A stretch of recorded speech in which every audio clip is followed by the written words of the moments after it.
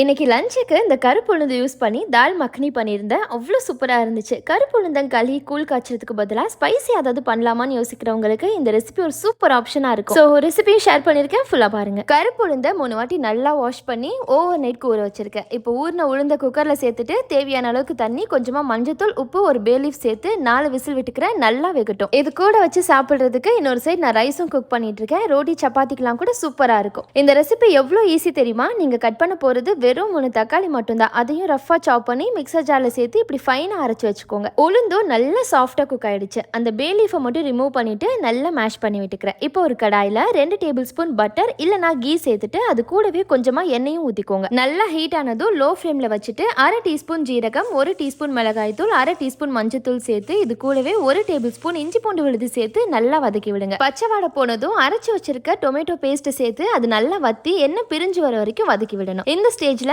1 teaspoon மல்லித்தூள், 1 teaspoon garam masala, 1 teaspoon சீரகத்தூள் சேர்த்து நல்லா வதக்கிட்டு நம்ம வேக வச்சிருக்க உளுந்தையும் இது கூட சேர்த்து நல்லா மிக்ஸ் பண்ணி மூடி வச்சிருங்க. லோ ஃப்ளேம்ல ஒரு 10 நிமிஷத்துக்கு கொதிக்கட்டும். அடி பிடிக்காம இருக்க நடுவில் மிக்ஸ் பண்ணி விடுங்க. சூப்பரா வாசடிக்க ஆரம்பிக்கும். இப்போ ஃபைனலா கசூரி மேத்தியை கையில கிரஷ் பண்ணி மேலே தூவி 1 table spoon fresh cream, 1 spoon வெண்ணெயை மேலே மிதக்க விட்டு எடுத்தீங்கன்னா அட்டகாசமான டேஸ்ட்ல தால் மக்னி தயார். இந்த கருப்புளுந்து உடம்புக்கு ரொம்ப ரொம்ப நல்லது. ஒரே ஒரு வாட்டி ட்ரை பண்ணீங்கன்னா போதும். உங்களோட ரெகுலர் டயட்ல கண்டிப்பா ஆட் பண்ணிடுவீங்கன்னு நினைக்கிறேன். வீடியோ பிடிச்சிருந்தா ஷுரூஸ் டைனிங் லைக் அண்ட் சப்ஸ்கிரைப் பண்ணிக்கோங்க. பாய்.